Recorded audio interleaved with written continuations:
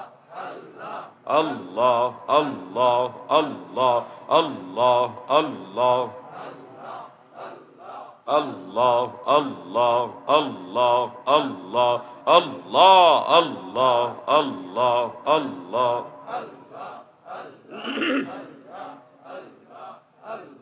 লা ইলাহা ইল্লাল্লাহু মুহাম্মাদুর রাসূলুল্লাহ সাল্লাল্লাহু আলাইহি ওয়া আলিহি ওয়াসাল্লাম। গৌসিয়া কমিটি বাংলাদেশ বটতলী হলিদিয়ার পাড়া শাখা বটতলী আনোয়ারা চট্টগ্রাম কর্তৃক আয়োজিত আজকের এই ৮ম বার্ষিক সুন্নি সম্মেলন এর সম্মানিত সভাপতি জনাব মোহাম্মদ জহির আহমদ মেম্বার সাহেব, সাবেক মেম্বার ও দানবীর বিশিষ্ট ব্যবসায়ী বটতলী হলিদিয়ার পাড়া, মেহমান আলা আওলাদে ওলি হজরতুল হাজ মৌলানা হাফিজ নুরুস সাফা সাহেব মাদ্দাজিল্লাহুল আলী, ছোট সাহেবজাদা শাহসবি হজরত আহমদ হাসান সাহেব রাহিমাহুল্লাহ তাআলা। প্রধান বক্তা, মূলত ওনার নামটা উপরে দিলেই সবচেয়ে উপযুক্ত হতো, উনি আমার শ্রদ্ধেয় ব্যক্তিত্ব, হজরতুল হাজ আল্লামা মুফতি আবুল হাসান মোহাম্মদ উমাইর রজবি সাহেব মাদ্দাজিল্লাহুল আলী, ফকিহ, জামিয়া আহমদিয়া সুন্নিয়া আলিয়া কামিল মাদ্রাসা চট্টগ্রাম।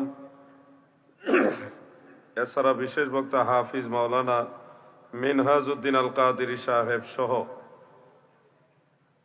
আজকে আপনাদের এলাকায় বিশেষ একজন মেহমান উপস্থিত আছে আমার বাম পাশে, যিনি বসে আছেন দেশের প্রবীণ আলেমে দ্বীন, বিশিষ্ট ইসলামী চিন্তাবিদ, আমার উস্তাদ সমতুল্য আলহাজ মাওলানা তাজুল ইসলাম চাঁদপুরী সাহেব।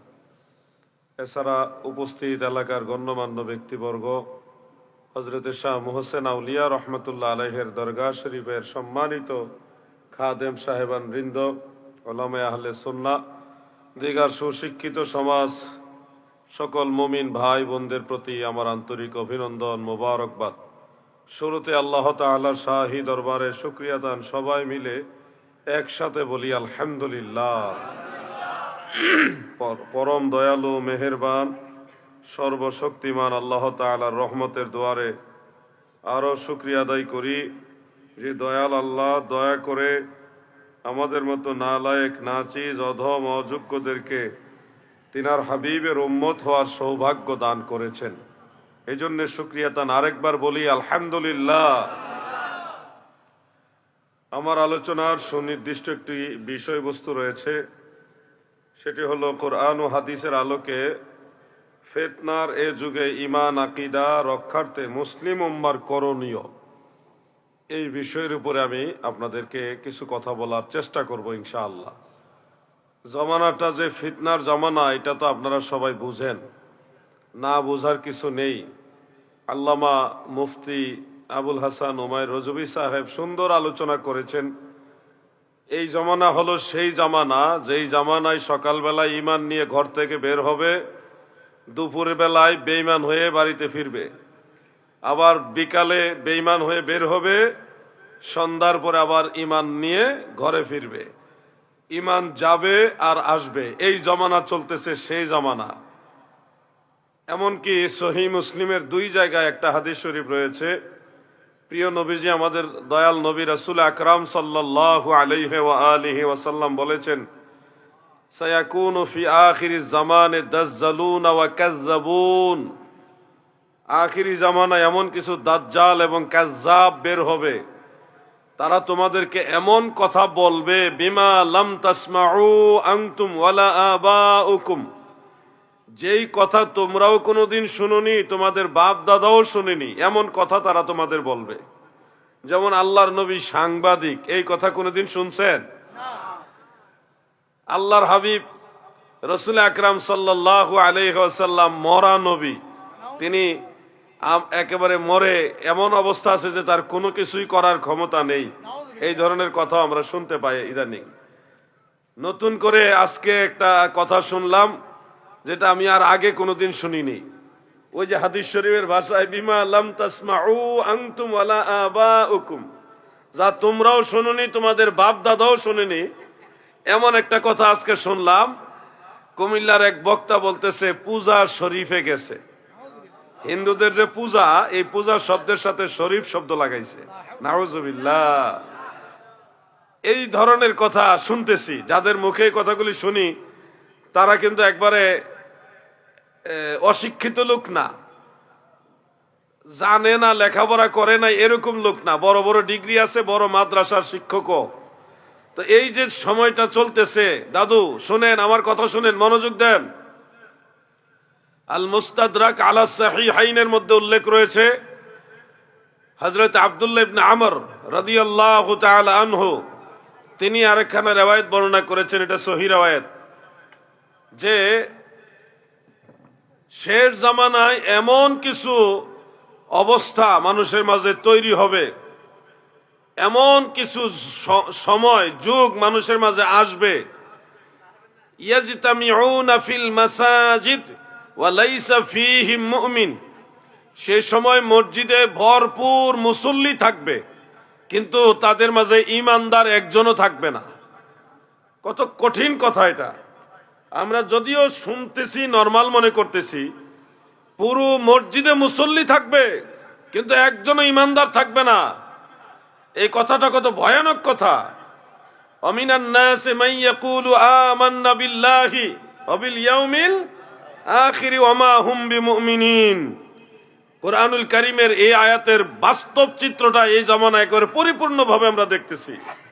বহু মানুষ বলবে আমরা আল্লাহকে বিশ্বাস করি, আমরা তৌহিদি জনতা, আল্লাহ মানি, পরকাল মানি, আখিরাত মানি। এরপর আল্লাহ বলতেছে ওমা হুম বিমুমিনিন, তারা ঈমানদার নয়, মুমিনদের অন্তর্ভুক্ত নয়, কারণ তারা শুধুমাত্র তৌহিদ মানছে, আমার নবীরে মানছে না রে। রিসালাত না মানার কারণে সেই লোকটা ঈমানদার হিসেবে গণ্য হতে পারে নাই। ও আনোয়ারার নবীর প্রেমিকারা, মন দিয়ে শুনো,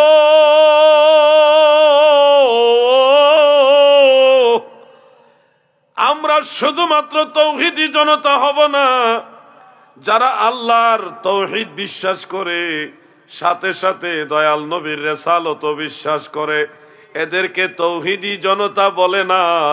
যারা তৌহিদ এবং রিসালাত দুইটা একসাথে বিশ্বাস করে তাদেরকে মুসলিম জনতা বলে। তৌহিদি জনতা খারাপ জিনিস না, এটাও ভালো জিনিস। তবে তৌহিদি জনতা হলো তারা যাদের কাছে নবুয়ত রিসালাতের দাওয়াত পৌঁছেনি, তারা নিজের থেকে আল্লাহ তাআলাকে বা সৃষ্টিকর্তা একজন আছে ওটা বিশ্বাস করে, আল্লাহর সাথে কাউকে শরীক করে না। এই ধরনের ব্যক্তিদেরকে বলা হয় তৌহিদি জনতা। আমি আপনাদের কাছে জিজ্ঞাসা করি, আপনাদের কাছে তৌহিদের দাওয়াত নিয়ে আল্লাহর রসুল এসেছে কিনা?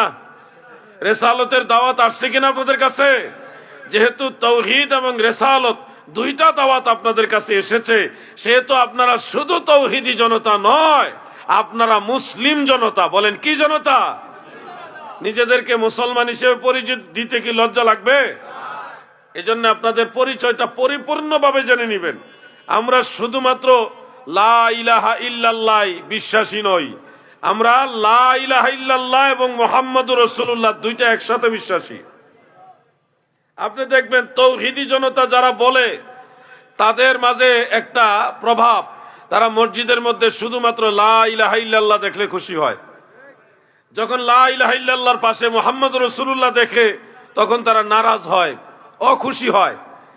ওই যে তৌহিদি জনতা বেজাল আছে, কিন্তু শুনেন, আমরাও তৌহিদ মানি, রিসালাত মানি, কিন্তু আমরা নিজেদেরকে তৌহিদি হিসেবে পরিচয় দেই না।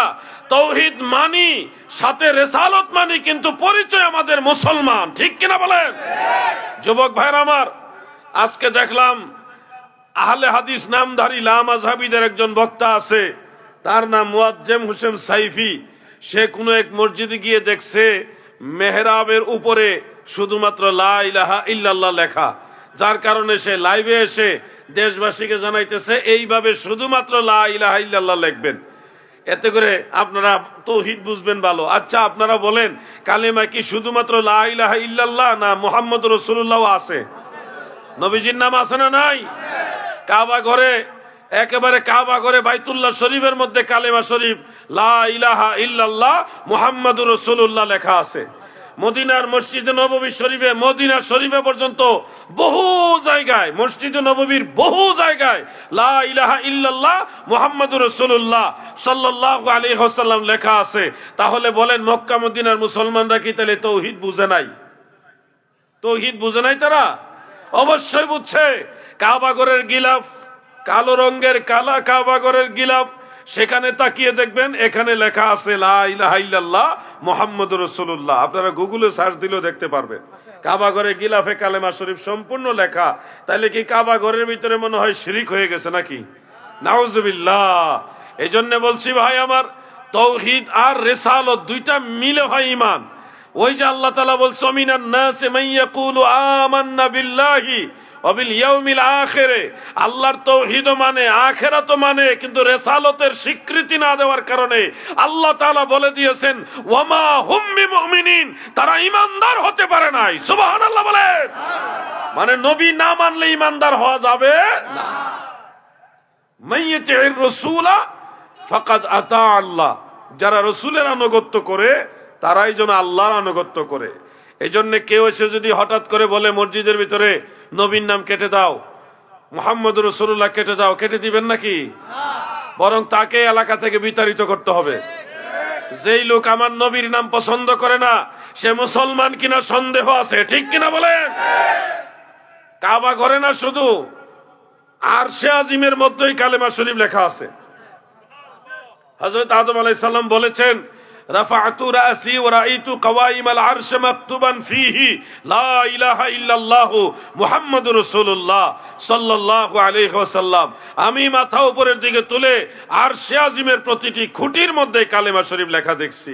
তাহলে বলেন, দুনিয়ার কাবা ঘরে না হয় মানুষ কালেমা শরীফ লিখছে, কিন্তু আরশে আজিমে কে লিখে দিয়ে আসছে? আমরা কেউ লিখে দিয়ে আসছি নাকি? আওয়াজে বোঝা যায় আপনারা কে লিখে দিয়েছেন।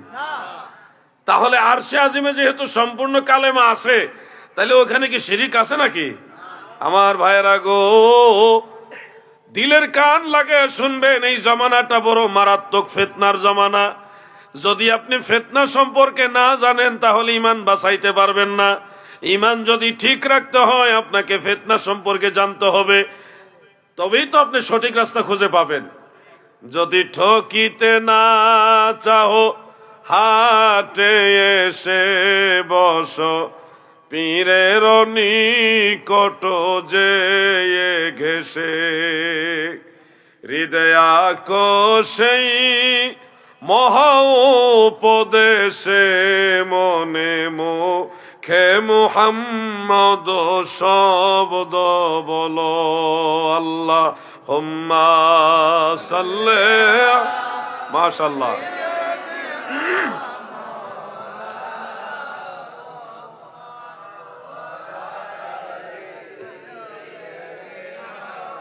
মাওলানা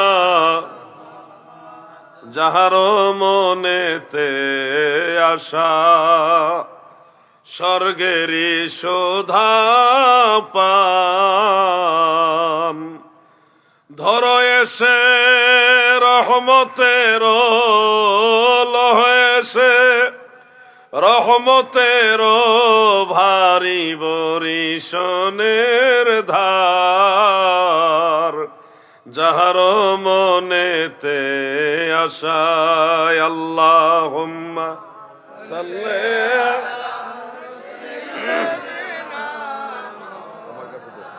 মামা সাড়া কাম নাইলে ঘুমো ধরে যাবো।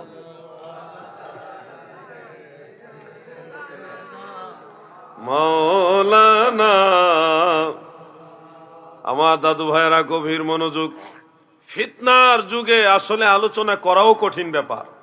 এই জমানায় সোজা কথা মানুষ বাঁকা বানায় ফেলে। সোজা কথা বলবেন, এটারে বাঁকা বানায় ফেলবে। এটার নাম হইলো ফিতনার যুগ। এমন এক জমানা আল্লাহ আমাদের পাঠাইছে, এই জমানায় ঈমান নিয়ে কবরে যাওয়া সবচেয়ে বড় জিহাদ। জিহাদ আপনি কাফের মুশরিকের সাথে করবেন, এর চেয়ে বড় জিহাদ হলো ঈমান বাঁচানো। এই সময়ে সাহাবায়ে কেরাম যখন তাবুকের যুদ্ধ থেকে চলে আসেন, দয়াল নবী রাসূল পাক সাল্লাল্লাহু আলাইহি সাল্লাম সাহাবীদেরকে বললেন, রাজা'না মিন জিহাদিল আসগারি ইলা জিহাদিল আকবার।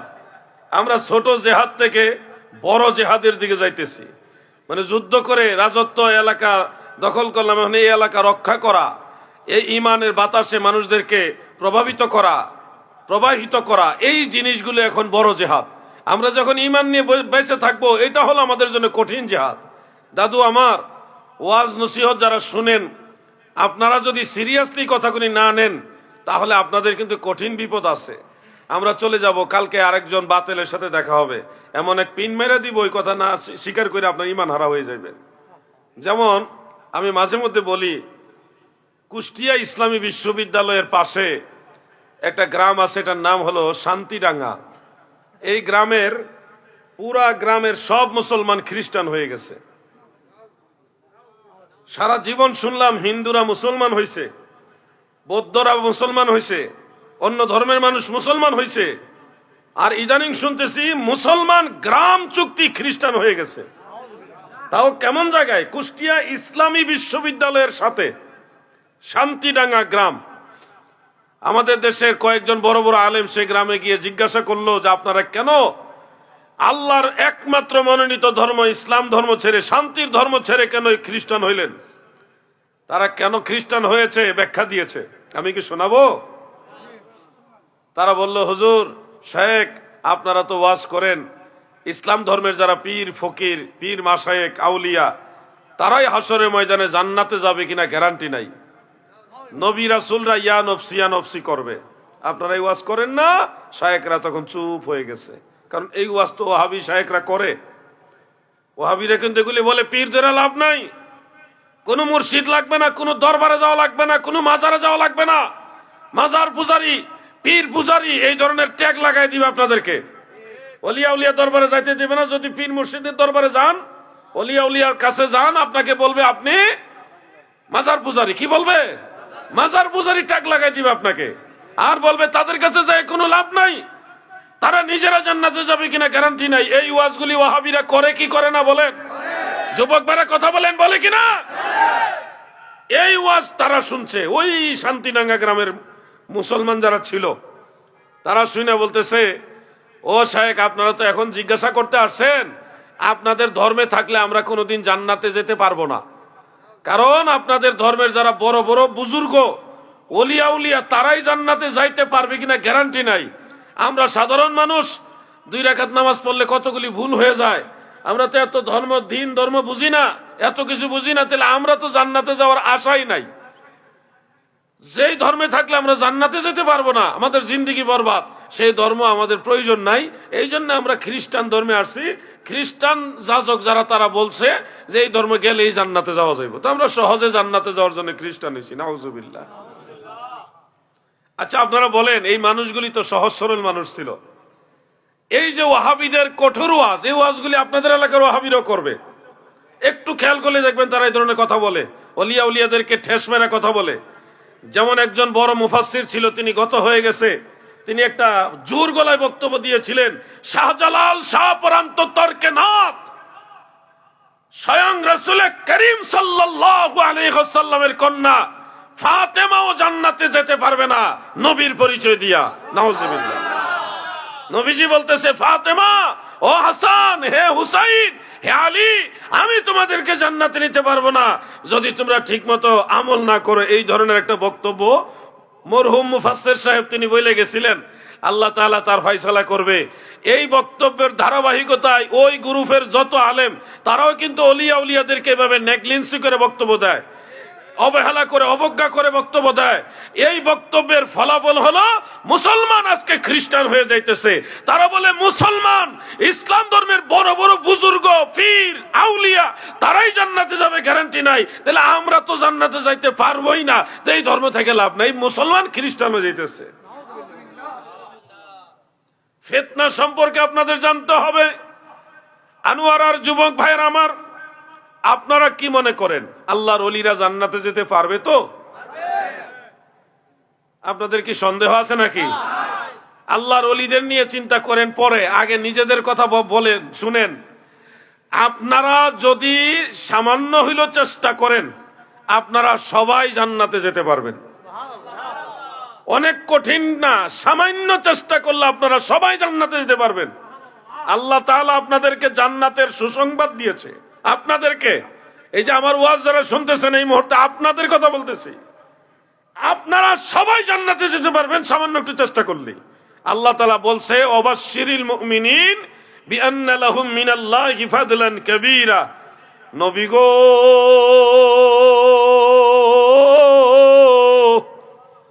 মুমিনদেরকে সুসংবাদ দেন, তাদের জন্য আমি আল্লাহর তরফ থেকে অনেক বড় দয়া রয়েছে। ইন্নাল্লাযীনা আমানু ওয়া আমিলুস সালিহাতি লাহুম জান্নাতুন তাজরি মিন তাহতিহাল আনহার। ঈমানদার যারা গো, আমল করে এমন ঈমানদার যারা, আল্লাহ তাআলা বলেন লাহুম জান্নাহ, আমি তাদের জন্য জান্নাত বানাইছি। তাহলে আপনারা তো নিঃসন্দেহে ঈমানদার। ঈমানদার কিনা বলেন না? বলেন অবশ্যই ঈমানদার। কেউ যদি প্রশ্ন করে আপনি কি ঈমানদার, আপনি শুধু ঈমানদার বলবেন না, বলবেন অবশ্যই ঈমানদার, সন্দেহ রাখবেন না। একবারে দরজা বন্ধ করে দিবেন সন্দেহের। আমি জিজ্ঞাসা করছি আবার, বলুন আপনারা কি ঈমানদার? বলেন অবশ্যই ঈমানদার। আবার জিজ্ঞাসা করি, আপনারা কি ঈমানদার? অবশ্যই ঈমানদার, গ্যারান্টি, কোনো সন্দেহ নাই।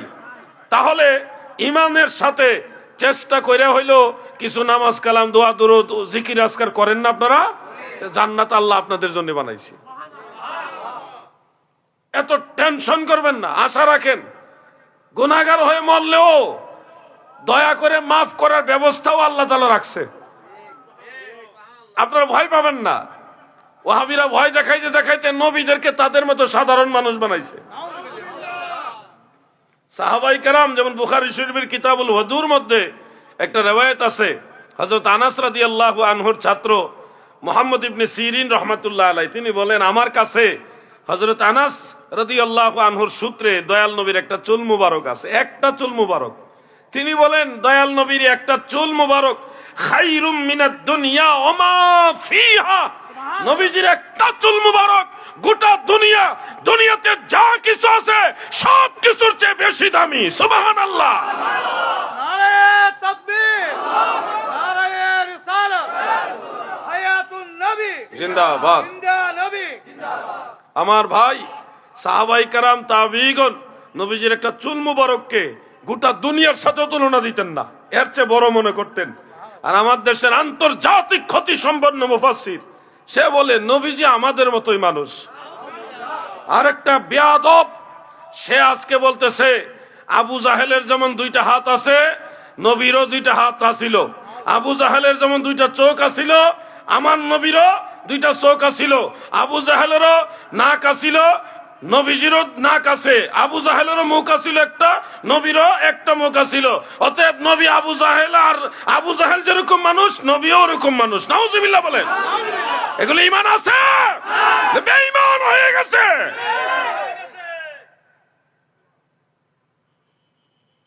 পায়ের রক্ত মাথায় উঠে যায় যখন এই বক্তব্যগুলি সামনে আসে।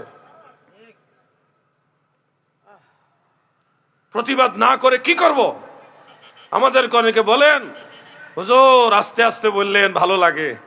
আরে আস্তে আস্তে কথা বলে তারা, সব সময় আস্তে আস্তে কথা বলে তারা যাদের ধান্দা আছে। আমাদের ধান্দা নাই। আমাদের যখন নবীজির বিরুদ্ধে, নবীজির শানের বিরুদ্ধে কেউ কথা বলে, তখন আস্তে আস্তে কথা বললে আর হবে না। যুদ্ধের ময়দানে গিয়ে তরবারি খাপের মেঝে ঢুকায় থিয়া যুদ্ধ হবে? আমার দাদু গো, ফিতনার যুগে আপনাদেরকে আর কি বুঝাবো? এই ফিতনা থেকে বাঁচার রাস্তা কি? কি করলে এই ভয়ানক ফিতনা থেকে বাঁচতে পারবেন? এই জন্য আপনাদেরকে ছন্দে ছন্দে একটা কথা আপনাদের শোনাতে চাই।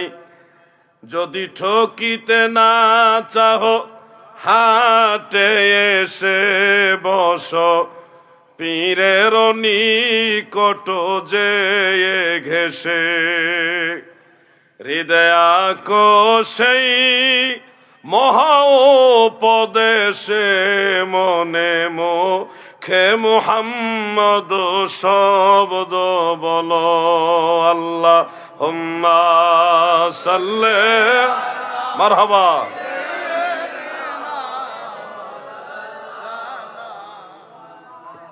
ওয়ালা আলি সাইয়্যিদিনা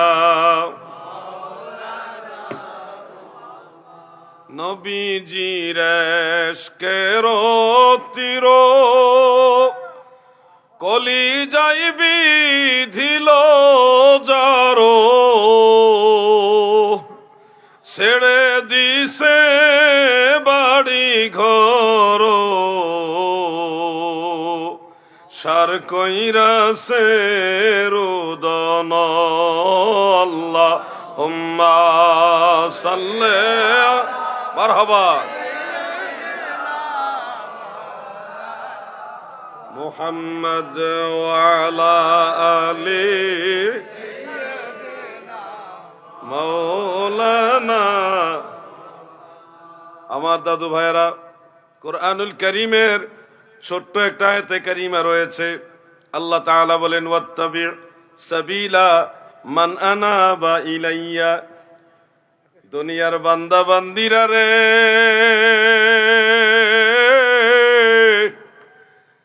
তোমরা ওই তরিকা, ওই রাস্তা অনুসরণ করো যেই রাস্তায় আমি আল্লাহর আদরের বান্দারা চলে এসেছে।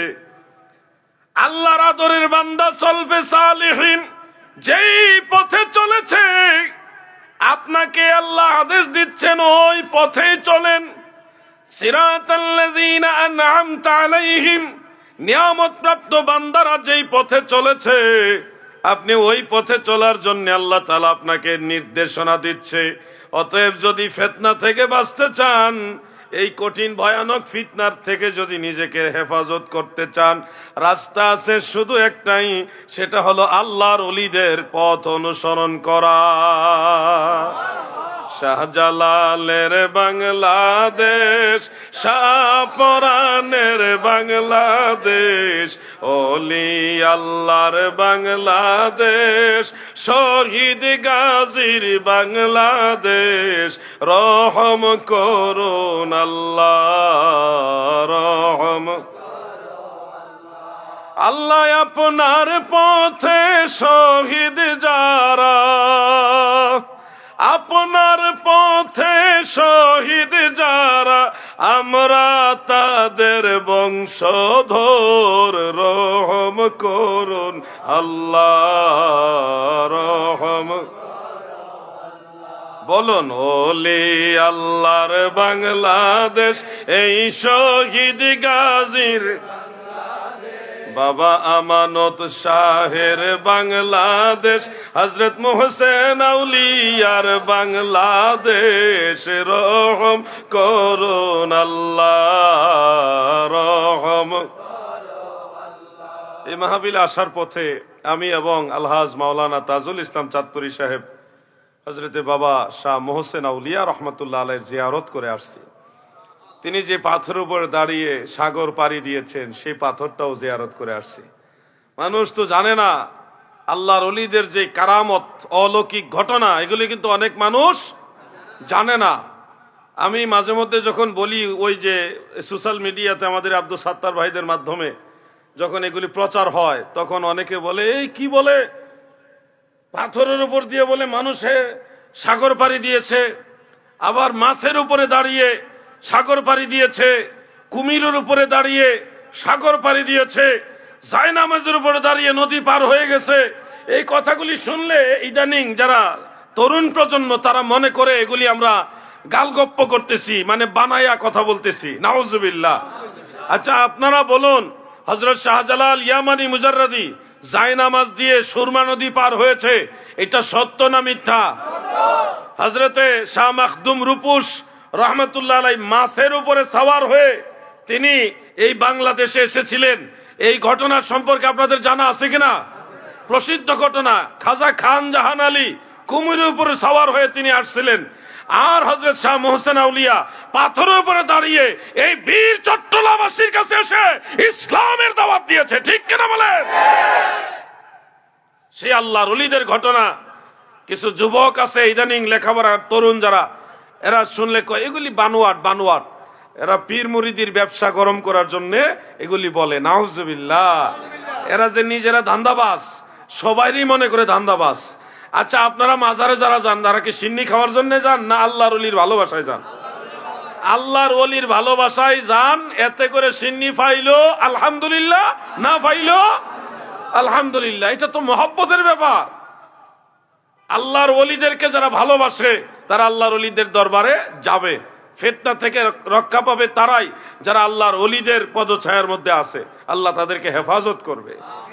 আমার যুবক ভাইয়েরা, লম্বা আলোচনা দিয়ে আপনাদের বিরক্ত করব না, তবে দুই একটা কথা আপনাদের না বললে আপনারা সতর্ক হতে পারবেন না। জমানাটা খুবই খারাপ জমানা। যেমন ধরেন, এখনকার এই যুগে আমলও কম, আকীদাও ভেজাল, আকীদার আলোচনা কম, আমলও একেবারেই কম। আমলের যেমন ফজরের নামাজের মুসল্লি সংখ্যা আপনারা যদি কোনোদিন গিয়ে দেখতে পারেন, সবার কথা বলছি না, ওই যে যুবকদের কথা বলতেছি, ফজরের নামাজের মুসল্লি সংখ্যা দেখলে বুঝবেন আমাদের আমলের মাত্রাটা কত নিচে নামছে। অনেক সময় ইমাম সাহেব আর মুয়াজ্জিন সাহেব জামাত পড়ে, এমনও ঘটনা ঘটে। ভাগ্য গুণে যেদিন ভালো মুসল্লি হয় সেদিন 10 থেকে 15 জন মুসল্লি হয়। ভালো মুসল্লি হইলে নাকি দাদু? কঠিন অবস্থা চলতেছে, মানুষ ধরেই নিয়েছে দুনিয়াতে আমাদের এমন কিছু করার দরকার নাই, এমনি এমনি আরামে আরামে দিন কাটায় দিতেছে, ভাবতেছে এই তো পার হয়ে যাবই, জান্নাতে তো চলে গেছি। আরেক দল তো জান্নাতের টিকিট বিক্রি করতেছেই, টিকিট তো অ্যাভেলেবেল পাওয়া যাইতেছে। ওয়াজ করে নামাজ বেহেশতের চাবি, এটা কোনো হাদিসে নাই। আবার নিজে ভোট পাওয়ার জন্য কয় টিকিট লইয়া যাও জান্নাতের। কোন জামানায় আছি রে ভাই? জান্নাত দেওয়ার মালিক কে? জোরে বলেন কে? যে টিকিট দিতেছে সে জান্নাতে যাবে, এই টিকিটটা পাইলো কই? কোথায় যাচ্ছে জামানা? আমার ভাইয়েরা গো, রাজনীতির জায়গায় রাখবেন, ইসলামকে ইসলামের জায়গায় রাখেন। ধর্ম বিক্রি করে রাজনীতি করবেন না, কারণ এই দেশে যারা রাজনীতি করে সবাই ধর্মকে শ্রদ্ধা করে, কি নাকি? ধর্মের বিরুদ্ধে কোন দলটা আছে বলেন? কোন ইসলাম ধর্মের বিরুদ্ধে কোন দল আছে? তাই জন্য ধর্ম নিয়ে কখনো রাজনীতি করবেন না। যার যার দলের কথা কাজ বলেন, বলতে থাকেন, যার যার রাজনৈতিক দলের প্রচার করেন, কিন্তু ধর্মকে ব্যবহার করে একটা আলাদা মানুষের কাছ থেকে একটা নেওয়া, সুবিধা নেওয়া, এটা বন্ধ করতে হবে। জান্নাতের টিকিট যারা দিচ্ছেন আপনারা মরবেন না? এই লোকগুলো একটু চিন্তাও করে না যে আমি যে টিকিট দিতেছি, আমি তো মরার পরে আল্লাহ আমার ধরবো, তো টিকিট কই থেকে পাইলাম এটা তো জিজ্ঞাসা করবে আল্লাহ। এই চিন্তাটা তাদের মাথায় নাই। আল্লাহ তাদেরকে হেদায়েত দান করুক, বলে না আমিন। আল্লাহর ওলিরা জান্নাতে যেতে পারবে না এই ওয়াজ করে, আর নিজেরা জান্নাতের টিকিট বিক্রি করে। হায় হায় হায় হায়, কোথায় গিয়ে পৌঁছেছে জমানা। আল্লাহ তাআলা তাদের হেদায়েত দান করুক, বলে না আমিন। আমি আপনাদের অনুরোধ করে যাচ্ছি, আমি যখন বালক ছিলাম, ছোট, এই ছোট ভাইদের মতো, এই ঘুমায় না কি চোখ টুক লাল হয়ে গেছে, হ্যাঁ, এদের মতো যখন বয়স ছিল আমার, আমি ফজরের কমপক্ষে 1 ঘন্টা আগে ঘুম থেকে উঠতাম আজানের।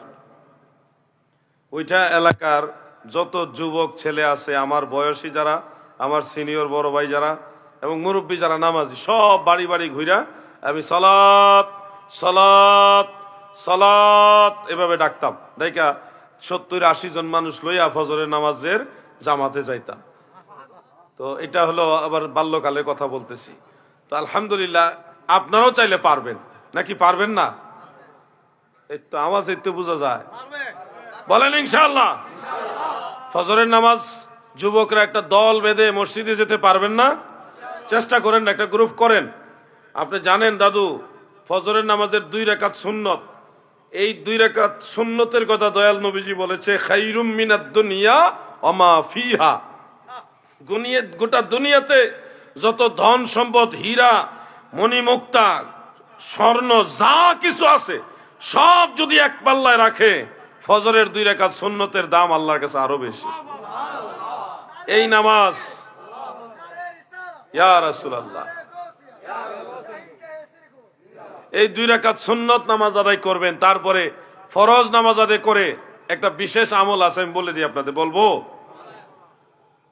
ফজরের নামাজ যখন শেষ হয়ে যাবে কিংবা অন্যান্য নামাজ যখন শেষ হবে, বিশেষ করে ফজরের নামাজের ব্যাপারে আপনাদেরকে কয়েকটা আমল বলে যাই।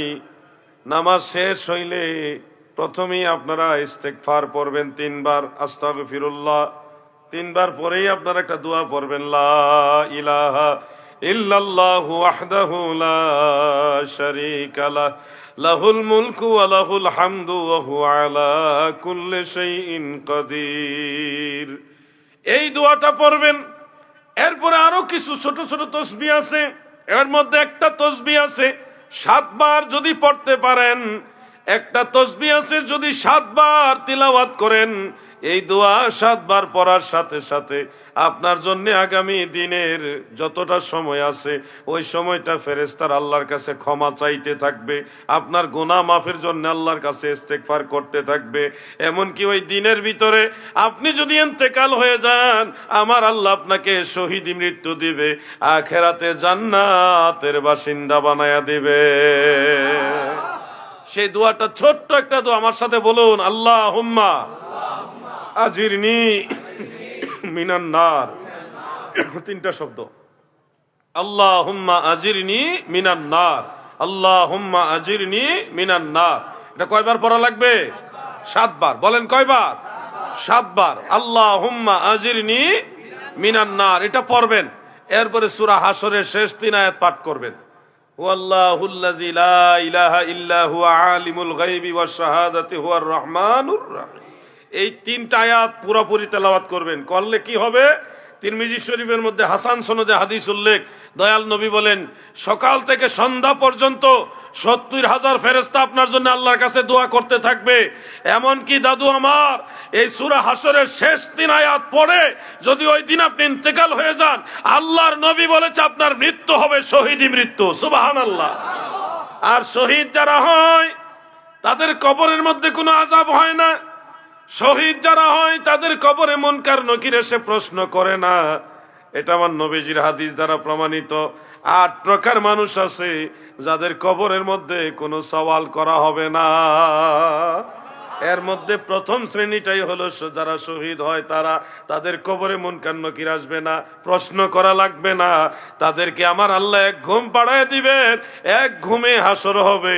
ওই হাসর হওয়ার মাঝখানে যতটা সময় যাবে, এই টোটাল সময়টা যদিও হাজার হাজার বছর, এমনকি কিয়ামতের পরে হাসরের ময়দানের আগের এই সময়টা সর্বনিম্ন হলো 40,000 বছর। এরপরে যেদিন মারা যাবে এদিন থেকে কিয়ামতের আগে যত বছর, এটা কোনো হিসাব নাই। এই বেহিসাব সময় হাসর ময়দানের আগ পর্যন্ত পুরো সময়টা আমার আল্লাহ ওই বান্দাদের জন্য যারা শহীদ মৃত্যু পায় তাদের জন্য জোহর থেকে আসরের নামাজের আগে মানুষ সামান্য একটু সময় কাইলুলা করে ঘুমায়, ওই সামান্য ঘুমের মতো বানায়া দিবে। মাঝখানে চলে যাবে বিশাল সময়, সে টেরও পাবেন এত লম্বা সময় চলে গেছে। সুবহানাল্লাহ। এই জন্য আপনাদেরকে আমলগুলি করতে হবে। সূরা হাশরের শেষ 3 আয়াত, দুরূদ শরীফ, এগুলি আমল করবেন। দুরুদের মধ্যে আমি প্রায় সব মাহফিলে দুরূদ শরীফটা মানুষদেরকে বোঝানোর শেখানোর চেষ্টা করতেছি। যেই দুরূদ শরীফটা পড়লে আল্লাহর নবী বলেছে আমি নিশ্চিত তাকে শাফাআত করে জান্নাতে নিয়ে যাব। মুসনাদ আহমদের মধ্যে উল্লেখ, প্রিয় নবীজি বলেছেন, মান ক্বালা আল্লাহুম্মা আনজিলহু মাকআদাল মুকাররাবা ইনদাকা ইয়াউমাল কিয়ামাহ ওয়াজাবাত লাহু শাফাআতি। আল্লাহর হাবিব বলেন, উম্মতেরা গো, মান ক্বালা, যারা বলবে আল্লাহুম্মা আনজিলহু মাকআদাল মুকাররাবা ইনদাকা ইয়াউমাল কিয়ামাহ, এই দুরূদ শরীফ যারা পাঠ করবে, রহমতের নবী বলেন ওয়াজাবাত লাহু শাফাআতি, তাকে শাফাআত করে জান্নাতে নেওয়া আমি রাসূলুল্লাহর জন্য ওয়াজিব। এই দুরূদ শরীফটা আমল করবেন কিনা ইনশাআল্লাহ? আমার সাথে 2-1 বার পড়েন, তাহলে কিছুটা ব্রেইনে ঢুকবে। বলুন, আল্লাহুম্মা আনজিলহু মাকআদাল মুকাররাবা, মাকআদাল মুকাররাবা। এটা একটু কঠিন শব্দ তো, কয়েকবার পড়েন, মাকআদাল মুকাররাবা ইনদাকা ইয়াউমাল কিয়ামাহ। আরেকবার বলুন, আল্লাহুম্মা এই যুবকরা বলো, আল্লাহুম্মা আনজিলহু মাকআদাল মুকাররাবা ইনদাকা ইয়াউমাল কিয়ামাহ। খুব বেশি বড় না, ছোট, কিন্তু আপনি পারলে দেখবেন ইজি হয়ে গেছে।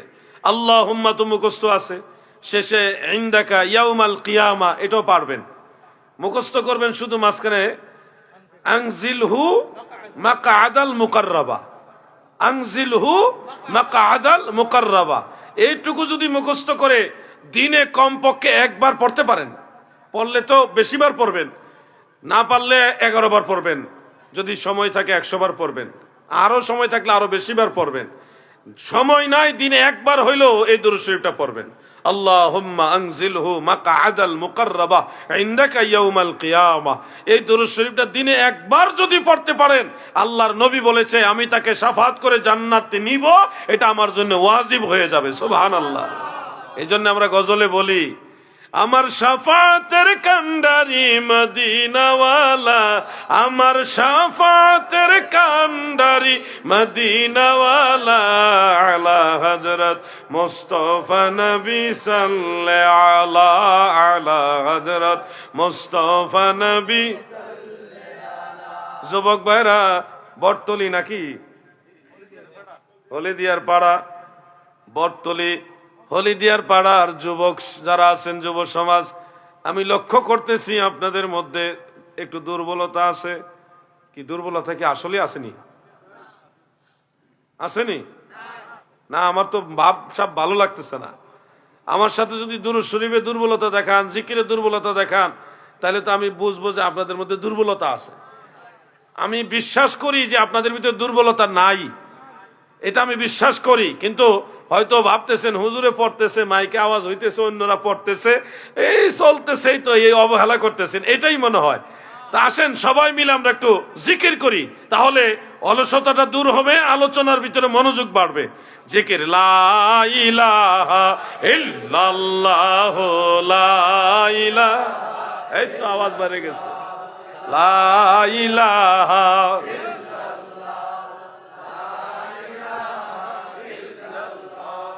মাশরিকে মাগরিব দিক বিদিক চলিল সেই আলোর চিক, উড়িল নিশান তৌহিদের পড়ুন কালিমা মুসলমান, লা ইলাহা মারহাবা ইল্লাল্লাহু, লা ইলাহা, লা ইলাহা ইল্লাল্লাহু মুহাম্মাদুর রাসূলুল্লাহ সাল্লাল্লাহু আলাইহি ওয়াসাল্লাম। ফিতনা থেকে বাঁচতে হইলে আমলের দিকে ঝুঁকতে হবে, আমল করতে হবে। এরা ফতোয়া লিয়া মারামারি করো, আপনি আল্লাহর সাথে, আল্লাহ রসুলের সাথে মহব্বত করেন। মহব্বত করার মাধ্যম হলো ইবাদত, নেক আমল। নেক আমলের মধ্যে, আচ্ছা আলহামদুলিল্লাহ, আইবো ইনশাআল্লাহ হুজুর। আবার আমার দাদু ভাইরা গো, দিলের কান লাগায় শুনবেন, আমল বাড়ায় দেন, দেখবেন শয়তান আস্তে আস্তে কাইতে যেতেছে, দেখবো যে এইটার লোকে ইয়ে করে লাভ হইতেছে না। যেমন একটা আমলের কথা আমি বলতে চাচ্ছি, যেটা ফজরের বিশেষ একটা আমল, বলবো? ঘুমাই রয়েছেন না? ফজরের নামাজ যখন শেষ, দোয়া সূরা হাসর বললেন, বিভিন্ন দোয়া দুরূদ পড়লেন, এরপর দুরূদ শরীফ, মিলাদ শরীফ পড়ে দোয়া করলেন, এরপরে দেখতেছেন সূর্য এখনো ওঠেনি, হয়তো 10-15 মিনিটের মধ্যে সূর্য উঠে যাবে। ওই সময়টা মসজিদ থেকে বের হবেন না, মসজিদে বসে থাকবেন।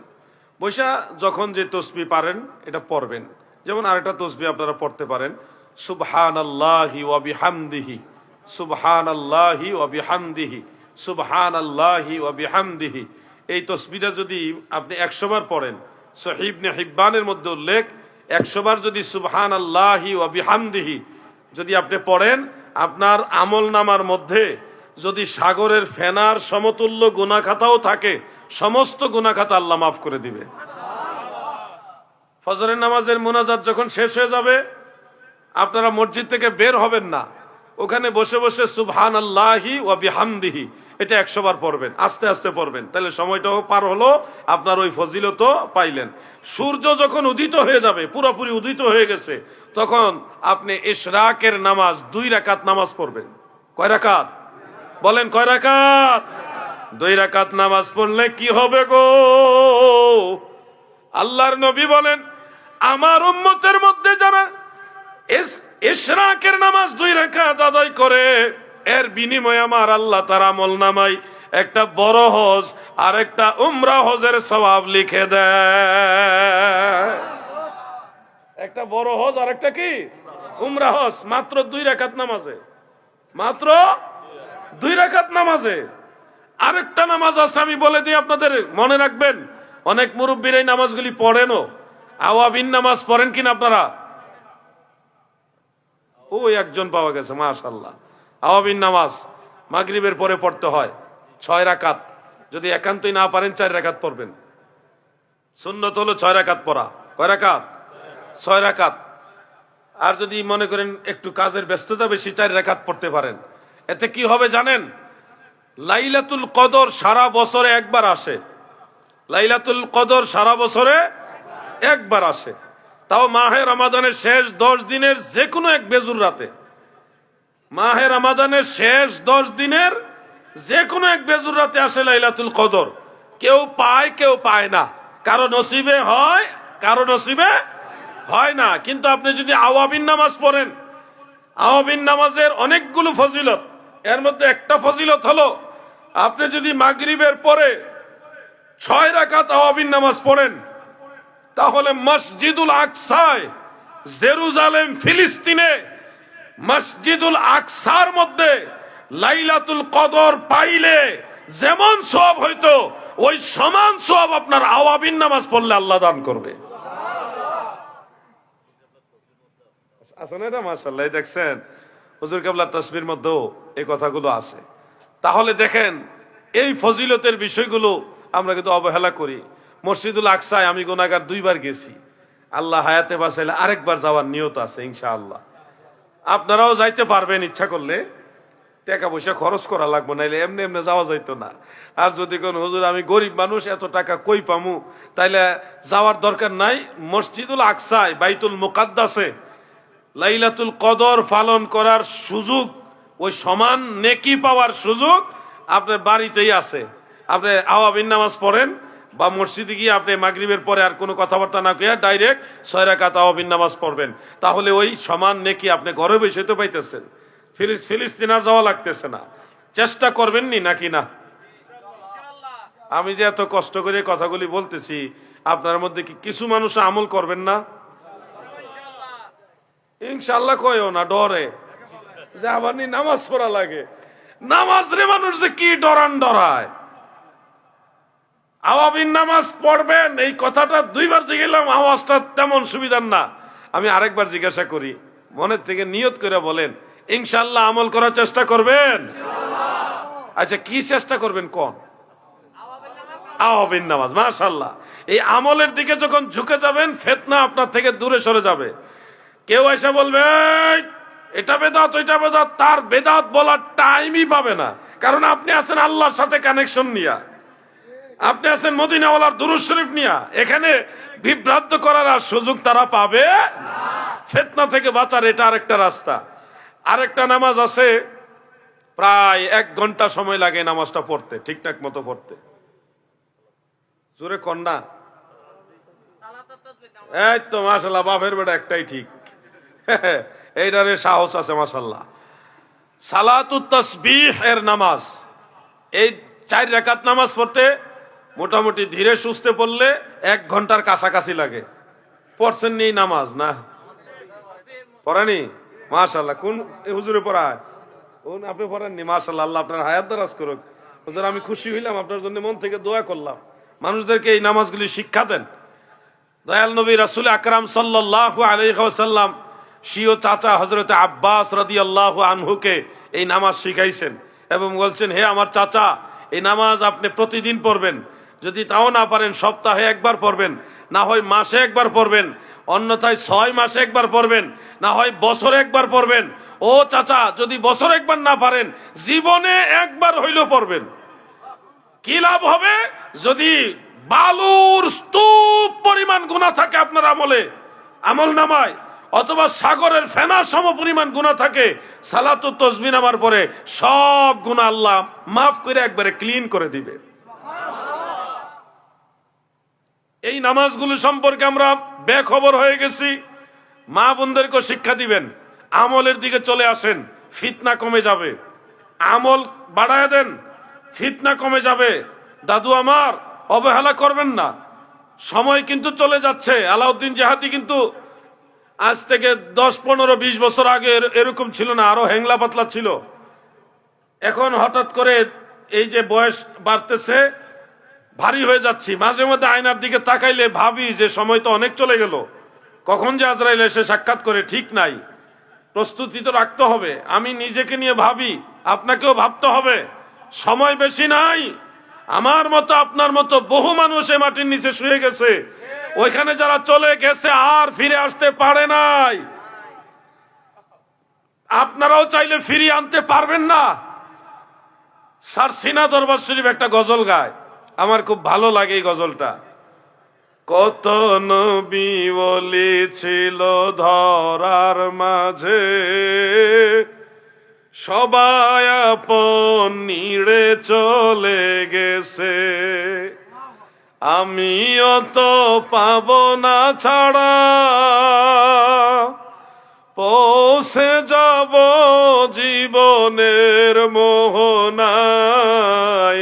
বিদায় বেলায়, বিদায় বেলায় মোরে দিও গো দেখা, হে প্রিয় রাসূল। বলুন, বিদায় বেলায় মোরে দিও গো দেখা, হে প্রিয় রাসূল।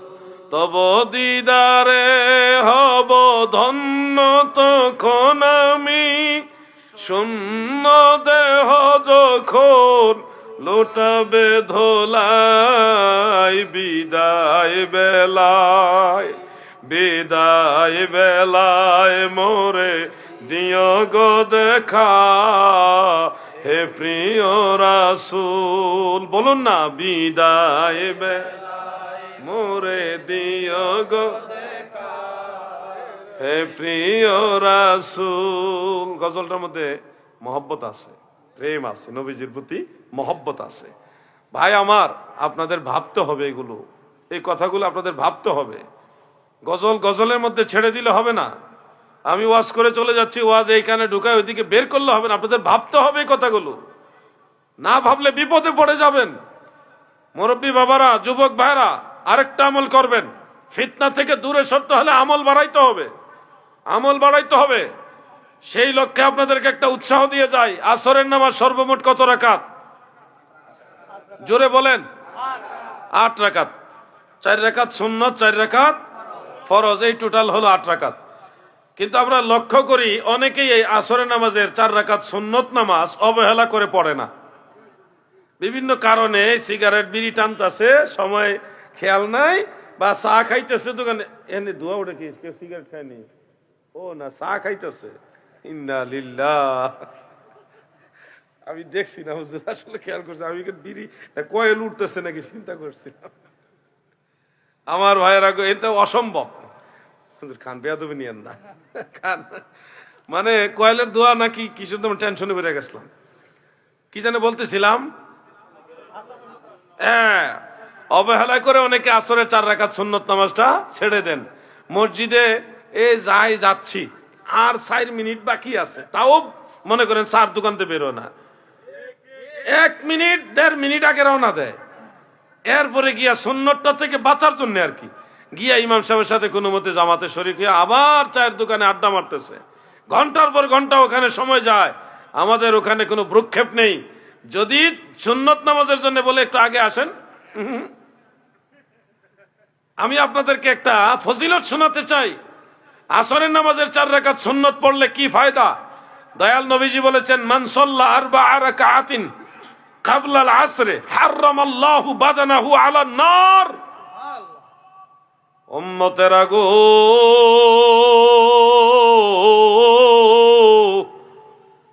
তোমরা যারা আসরের ফরজের পূর্বে 4 রাকাত সুন্নত নামাজ আদায় করবা, হারামাল্লাহু বাদানাহু আলান নার, ওই সুন্নত আদায় করনেওয়ালার দেহ জাহান্নামের আগুনের জন্য আমার আল্লাহ হারাম করে দিবে। চিন্তা করছেন কত দামি আমল এটা, কত মূল্যবান আমল। নিয়মিত আপনি যদি সুন্নতটা আদায় করেন, এই সুন্নতের কারণেই জাহান্নামের আগুন আপনার জন্য হারাম হয়ে যাবে। বলেন এই সুন্নতটা আদায় করার চেষ্টা করবেন কিনা বলেন। যুবক ভাইরা আমাকে আশ্বস্ত করেন ইনশাল্লাহ। কি ইনশাল্লাহ কোন উপলক্ষে বলছেন? হ্যাঁ, আসরের সুন্নত আদায় করবেন। এই তো, আপনি রাগ করেন না। আমার সাবজেক্ট দিছেন যে কি করলে ফিতনা থেকে বাঁচা যাবে। আমার কাছে মনে হইতেছে আল্লাহর ওলিদের সোহবতে গেলে ফিতনা থেকে বাঁচা যাবে। ওয়া কুনু মা'আস সাদিকিন, আল্লাহ আপনাকে ডিরেকশন দিয়েছে, সত্যবাদী বান্দার কাতারে গিয়ে শামিল হও। ফাদখুলি ফি ইবাদি, আমার খাস বান্দা যারা তাদের কাতারে শামিল হও। তো খাস বান্দাদের কাতারে যখন শামিল হবেন, তখন আপনাদেরকে নিয়ে তারা আল্লাহর কাছে দোয়া, মুনাজাত, জিকির, আজকার, নামাজে বিভিন্ন বন্দেগীতে মশগুল হয়ে থাকবে। আল্লাহর ওলিরা কখনো মারামারি করতে যায় না, ঠেলাঠেলি করতে যায় না। আল্লাহর ওলিদের কাছে এমন একটা তাওয়াজ্জু, এমন একটা পাওয়ার আল্লাহ দেয়, সেই পাওয়ার দিয়া গরিব মানুষ যারা আছে, আশিক রাসূল যারা আছে, ইসলাম প্রেমিক, কোরআন সুন্নাহ প্রেমিক যারা আছে, তাদেরকে নিয়ে আল্লাহর ওলিরা আল্লাহ এবং আল্লাহ রাসূলের ধ্যানে মশগুল থাকে। এইভাবে তারা সময় পার করে। আর যারা দুনিয়া লোভী, আপনারা জান্নাতের টিকিট দিব, জান্নাতের লোভ দেখাইবো, হ্যাঁ, মরলেই শহীদ হয়ে যাবেন, এত সুজানা, শহীদ হওয়া এত সুজানা। রাজনৈতিক দলের জন্য গিয়ে মরে গেলেন আর শহীদ হয়ে গেলেন, শহীদ এত সুজানা। গাড়িটার সাইড দিয়ে দেন ভাইজান, একটু সাইড দিয়ে দেন। আর ড্রাইভার সাহেব আপনি একটু আস্তে আস্তে যান, হঠাৎ করে কেউ যেন ব্যথা না পায়। আল্লাহুম্মা সাল্লি মাওলানা মুহাম্মদ ওয়া আলা আহা। আমার দাদু ভাইরা গো, ফিতনার যুগে ফিতনা থেকে বাঁচতে হলে আমার কাছে মনে হয় নেক বান্দাদের সোহবতে থেকে বেশি বেশি নেক আমল করতে হবে। এটাই হলো বাঁচার একমাত্র রাস্তা। ও ভাই আমার, রাতের বেলায় সম্ভব হলে তাহাজ্জুদ নামাজ পড়বেন। সারা রাত তাহাজ্জুদ নামাজ পড়ার মতো একটা নেক আমল, সহজ একটা আমল আপনাদেরকে শিখাই দেয়া যায়। আপনারা জোহরের নামাজ নিশ্চয়ই আদায় করেন। সর্বমোট কত রাকাত পড়েন? 12 রাকাত না? আর তারগীব ও তারহিবের মধ্যে উল্লেখ, মান হাফিজা 4 রাকাত ক্বাবলা যোহর ওয়া বা'দাহা। আমার দয়াল নবীজি বলেন, জোহরের আগে যারা 4 রাকাত পড়ে সুন্নত, আর জোহরের পরে 4 রাকাত, মানে 2 রাকাত সুন্নত, 2 রাকাত নফল, এই টোটাল 12 রাকাত যারা পড়বে, দয়াল নবী বলেন সারা রাত দাঁড়ায় তাহাজ্জুদ নামাজ পড়ার সমান সওয়াব আমল নামায় আল্লাহ লিখে দিবে। আরেকটা হাদিস আছে, ফুতিহাত লাহু আবওয়াবুর রাহমা, রহমতের সব দরজা আল্লাহ আপনার জন্য খুলে দিবে। সুবহানাল্লাহ বলেন। রহমত লইবারে মাওলা তব ধারে এসেছি, দয়া করে দাও গো রহমত, দয়া করে দাও গো রহমত, দিলের ঝোলা পেতেছি, রহমত লইবারে মাওলা তব ধারে এসেছি। সাহাবাই কারাম আমার নবীকে এতই ভালোবাসতেন যে একদিন 2 দিন না খাইয়া মসজিদে নববী শরীফের বারান্দায় থাকতেন, নবীজির সাথে প্রথম কাতারে দাঁড়ায় নামাজ পড়তেন। একবার এক ঘটনা ঘটলো, হযরত আবু হুরায়রা, হযরত ইবনে আব্বাস, এরকম অনেক সাহাবী, ওনারা না খাইতে না খাইতে শরীর একেবারে দুর্বল হয়ে গেছে, পেটের ক্ষুধা আর সহ্য করতে পারতেছে না। বুখারী শরীফের মধ্যে উল্লেখ, ওই সাহাবারা দল বেঁধে একজন মহিলা সাহাবীর বাড়ির ঘরের দুয়ারে গিয়ে দাঁড়ায় সালাম দিল। ওই মহিলা সাহাবিয়া তিনি একটু অর্থশীল মানুষ, টাকাওয়ালা। সালাম দিয়ে বললেন, আপনার কাছে কি কোনো খাবার আছে? একজন মুমিন ভাই আরেকজন মুমিনা বোনের কাছে গিয়ে খাবার চাইতেছে, কতটা ক্ষুধা লাগছে। একজন ভাই একজন বোনের বাড়িতে খাবার খাইতে যায় কখন? কথা বুঝতেছেন আপনারা? ভাই পেটের ক্ষুধা সহ্য করতে না পারে, সহ্য করতে না পেরে বোনের বাড়িতে গিয়ে সালাম দিয়ে বলতেছে, আপনার কাছে কি কোনো খাবার আছে? বোন এমন বোন, টাকা পয়সা থাকলেও ওই দিন ওনার ঘরে কোনো খাবার নাই। আল্লাহর কি মহিমা, ওই দিন ওই বোনের ঘরেও কোনো খাবার নাই। বোন লজ্জিত হয়ে শর্মিন্দা হয়ে বলল, ভাই আমার এই মুহূর্তে আমার কাছে কোনো খাবার নেই। লজ্জিত হয়ে গেলেন। তখন ভাইয়েরা কি করলো? তারা চিন্তা করলো যে আজকেও তো তাইলে খাবার পাবো না, যেহেতু আমার এই বোনের ঘরে খাবার নাই, তাহলে আজকের দিনে আর কোথাও খাবার পাওয়ার সম্ভাবনা নাই। শরীর এতটা দুর্বল, তা সত্ত্বেও সাহাবাই কেরাম তখন নিয়ত করলেন, রোজা রাখার নিয়ত, ইন্নী সাইমুন ফি ইয়াউমি হাযা। এইভাবে তিনারা মৌখিক উচ্চারণের মাধ্যমে নিয়ত করে ফেললেন। ওই দিনে রোজা রেখে নামাজ পড়ছে। এইভাবে সাহাবীরা নবীজির সাথে নামাজ পড়েছে, বন্দেগী করেছে, অলসতা দেখায়নি।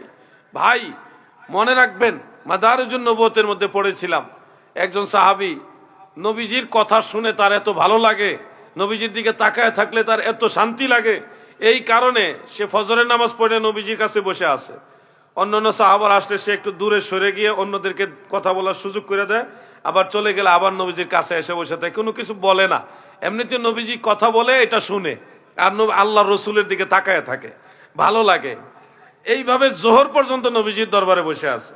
জোহরের সময় আবার তিনি আল্লাহর হাবিব রাসূল আকরাম সাল্লাল্লাহু আলাইহি ওয়াসাল্লামের সাথে নামাজ আদায় করলেন। নামাজ আদায় করে আবার দরবারে নববীতে বসে আছেন, যায় না। ওই আসর পর্যন্ত আগের মতো লোকজন আইলে সাইড দিয়ে দেয়, কথা বলার জায়গা করে দেয়, আবার লোকজন চলে গেলে আবার উনি একটু আগায়া আল্লাহ রসুলের কাছে বসে থাকে। দয়াল নবীজি ওইটা কোথাও গেলে নবীজির সাথে হাইটা হাইটা যায়, ঘুরে, মানে ওনার মূল কাজই হলো নবীজির দিকে তাকায় থাকা, আল্লাহর হাবিবের দিকে তাকায় থাকা, এটা হলো ওনার মূল কাজ।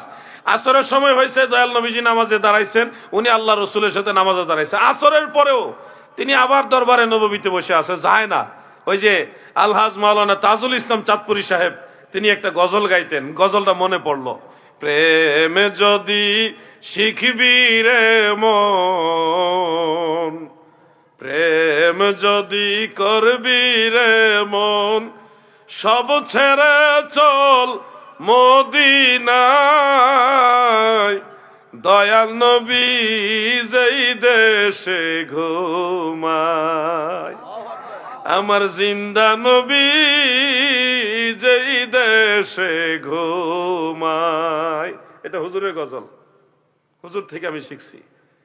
আরেকবার বলি, প্রেম যদি করবি রে মন, প্রেম যদি শিখবি রে মন, সব ছেড়ে চল মদিনায়, দয়াল নবী যেই দেশে ঘুমায়, আমার জিন্দা নবী যেই দেশে ঘুমায়। চাঁদপুরি সাহেব অনেক পুরাতন আলেম, অনেক আগের আলেম, ওনার কণ্ঠ চাঁদের মতো সুন্দর। আমার পাশে বসে রয়েছে, উনি একটা বড় দরবারের খেদমত করেছেন দীর্ঘ জীবন, কিন্তু সেই দরবারের আকীদা খারাপ। সংশোধন করার জন্য ওনারা দফায় দফায় দফায় দফায় অনেক চেষ্টা করেছেন, কিন্তু ওই দরবারের আকীদা সংশোধন করে না দেখে ওই দরবার ছেড়ে চলে আসছে। ঢাকা যাত্রাবাড়িতে হুজুরের নিজের বাড়ি, 8 তলা বিল্ডিং, প্রভাবশালী একজন ব্যক্তি। কিন্তু আজকে বললাম, মামা চলেন মদিনাতুল আউলিয়া, আল্লাহর আউলিয়াদের শহরে বেড়াইতে যাবেন, বাবা শাহ মোহসেন আউলিয়া রহমতুল্লাহ আলাইহের দেশে যাবেন। মামা বলল ঠিক আছে চলেন বেড়াইতে যাই। এই আয়সা জিয়ারত করলাম, মামা ভাইগনা একসাথে, আমি মামা ডাকি, উনি আমাকে ভাগিনা হিসেবে আদর করেন। ওনার কণ্ঠ আমি চাই আজকে আপনাদেরকে নিয়ে আখিরি মোনাজাতটা উনি পরিচালনা করুক, আমিও মামার সাথে বসে দোয়ায় শরীক হইতে চাই, যদি আপনাদের কোনো আপত্তি না থাকে। শুধু দোয়াটা উনি করবেন। আমি ওনাকে, ওনার ওয়াজ শুনছি মাটিতে বসে বসে। আপনারা তো চেয়ারে বসে ওয়াজ শোনেন, আগে আমরা খের মধ্যে বিছানা যে বিচুলি, ধান গাছের যে শুকনা অংশগুলো, খড়, এগুলি বিষয় দিত, ওখানে বসে বসে মামার ওয়াজ শুনছি। যখন মামা মাইকটা ধরতো চাঁদের মতো ঢেউ খেলতো মাইকের আওয়াজ, এত সুন্দর। এখন তো অনেকটা বয়স হয়ে গেছে, তাও আল্লাহ রহমতে অনেক সুন্দর কণ্ঠ। আল্লাহ মামাকে সুস্থ রেখে নেক হায়াত দারাজ করুক, বলে না আমিন। তিনি গজলটা গাইতেন, প্রেম যদি করবি রে মন, প্রেম যদি শিখবি রে মন, সব ছেড়ে চল মদিনায়, দয়াল নবী যেই দেশে ঘুমায়, আমার জিন্দা নবী যেই দেশে ঘুমায়।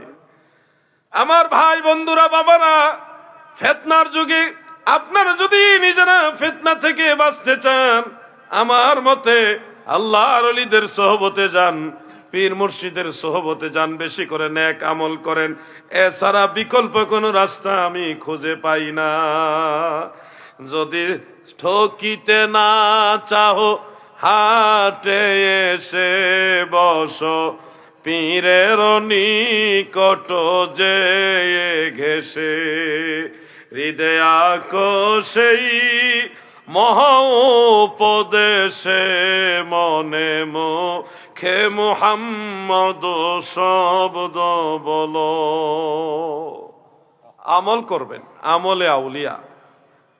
অবহেলা করে সময় কালক্ষেপণ করবেন না। সময় খুব কম, কত কম, মরার পরে বুঝবেন। রেস্ট নেওয়ার, বিশ্রাম নেওয়ার পর্যাপ্ত সময় আছে, কিন্তু আজরাইল রুহটা ছো মেরে যখন নিয়ে যাবে, আর ইবাদত করার, আমল করার চান্স পাবেন না। দুনিয়াতে থেকে সুবহানাল্লাহ, আলহামদুলিল্লাহ, আল্লাহু আকবার বলবেন, এটার ফজিলত পাইবেন। মরার পরে 1000 কোটি বারা সুবহানাল্লাহ বললেও আর কোনো ফায়দা নাই। আপনারটা কাউন্ট করা হবে শুধুমাত্র জীবদ্দশায় যে আমলটা করবেন সেটা। আপনার যত দুর্বলতা আছে আল্লাহর কাছে বলেন, আল্লাহ আপনাকে সেগুলি দূর করবেন। আল্লাহ আমাদের দেওয়ার জন্য ডাকে, কিন্তু আমরা আল্লাহকে গুরুত্ব দেই না। আমরা কত ব্যস্ত। সৃষ্টিকর্তা আমাদেরকে ডাকে, আমরা আল্লাহকে গুরুত্ব দেই না। যে কয়েকটা আমলের কথা বললাম, যুবক ভাইরা, মুরব্বী বাবারা, আপনারা আমাকে আরেকবার বলুন, কষ্ট করে আমলগুলি করবেন কিনা? বলেন ইনশাআল্লাহ। আরো জোরে বলেন ইনশাআল্লাহ। আরেকটা তসবিহ শিখাই, আমি আলোচনাটা শেষের দিকে যাব। এই তসবিহটা হলো 3টা শব্দ, কিন্তু এটার মর্যাদা, সম্মান, ফজিলত এত বেশি, গোটা সৃষ্টি জগতে যতগুলো সৃষ্টি রয়েছে ততগুলো নাকি আপনার আমল নামায় আল্লাহ দান করবে। মাত্র 3টা শব্দ। আমি সারা দেশের মানুষদেরকে বারবার এই দোয়াগুলি শিখাইতেছি। আমি একদিন থাকবো না, কিন্তু মানুষ যদি আমল করে তাদের কাছ থেকে আমি দোয়া পাবো, এজন্য এগুলি শিক্ষা দেই। আপনারা আমার সাথে বলুন, সুবহানাল্লাহি আদাদা খালকিহি। বাস 3টা শব্দ। সুবহানাল্লাহি আদাদা খালকিহি, সুবহানাল্লাহি আদাদা খালকিহি। আমি বন্ধ থাকি, আপনারা একবার বলেন, সুবহানাল্লাহি আদাদা খালকিহি। বলেন, একটু টাইল দেন, মুখস্থ করে ফেলেন। সুবহানাল্লাহি আদাদা খালকিহি। এই তাসবিহটা পড়বেন। যখনই বসবেন কমপক্ষে 100 বার পড়বেন, 100 বার পড়বেন। আল্লাহ তাআলা এগুলি নাজাতের ওসিলা বানাবে। ঈমান নিয়ে মরতে পারলে আপনার আর টেনশন করা লাগবে না, নবীজিকে খুঁজে বের করা লাগবে না। আপনি যদি নবীর কথা শুনে কবরে যাইতে পারেন, পরবারে যাইতে পারেন, যেখানে যাইবেন ওইখানে দয়াল নবী আপনার পাশে দাঁড়াবে। ও আচ্ছা, ঠিক আছে, একটু জিকির করুন। ইসমে জাত আল্লাহ আল্লাহ আল্লাহ আল্লাহ আল্লাহ আল্লাহ আল্লাহ আল্লাহ আল্লাহ আল্লাহ আল্লাহ।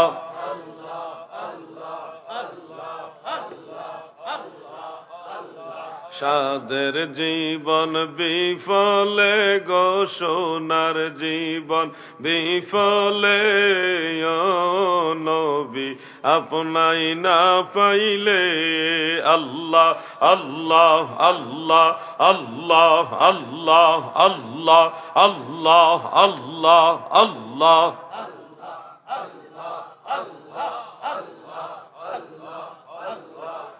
লা ইলাহা ইল্লাল্লাহু মুহাম্মাদুর রাসূলুল্লাহ সাল্লাল্লাহু আলাইহি ওয়াসাল্লাম। প্রশ্নকারী লিখেছেন, ইসলামী ব্যাংকে টাকা রাখলে কি সুদ হিসেবে গণ্য হবে? যে কোনো ব্যাংকে, সেটা ইসলামের নাম ব্যবহার করে হোক আর ব্যবহার ছাড়াই হোক, কোনো ব্যাংকিং সিস্টেম সুদ ছাড়া নাই। যারা ইসলামের নাম ব্যবহার করতেছে তারা অপ্রকাশ্যে সুদের ব্যবসা করতেছে। তারা নামটা চেঞ্জ করে দিয়েছে মুনাফা। এটা কিন্তু আল্লাহর নবীর ভবিষ্যৎবাণীর মধ্যেও আছে। দয়াল নবীজি বলছে, আমার উম্মত ধ্বংস হবে কয়েকটা কারণে। আমার উম্মতের অনেকগুলো কওম, তারা মাটির নিচে চাপা পড়ে মারা যাবে। মাটির নিচে চাপা পড়ে মারা যাবে, ভূমিকম্পে মারা যাবে। দয়াল নবীজির হাদিস সুনান আবি দাউদের মধ্যে উল্লেখ। যেই কয়েকটা কারণে মাটির নিচে চাপা পড়ে মারা যাবে ভূমিকম্পে, এর মধ্যে অন্যতম দুইটা কারণ নবীজি বলেছেন। একটা হলো গান বাজনা করবে, আর দ্বিতীয়টা হলো সুদের নাম পাল্টিয়ে ওই হারাম জিনিসটাই খাবে। খমর, কিন্তু এর নাম খমর রাখবে না, নামটা চেঞ্জ করে নেবে।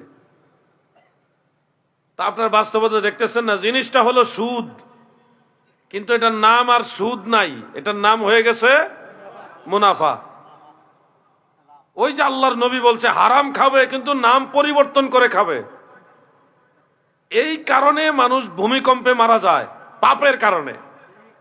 যারা ইসলামের নাম ব্যবহার করতেছে, আপনারা দেখেন এই গত এক বছরের ভিতরে শুধু চট্টগ্রামেই 6,000-এর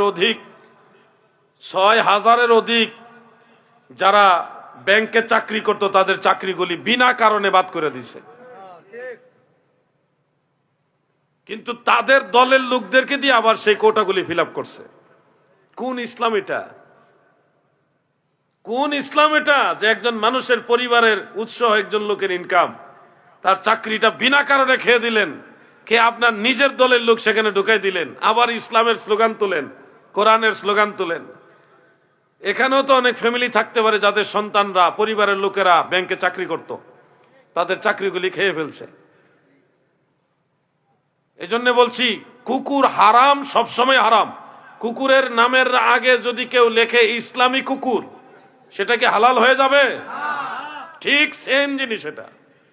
বাংলাদেশে কোনো ব্যাংক সুদ মুক্ত নাই, কোনো ব্যাংক নাই। বলবেন অমুক হুজুর, অমুক শায়েখ বলছে এটা ইসলামী শরিয়া মোতাবেক, এই হুজুরও সুদ খায়।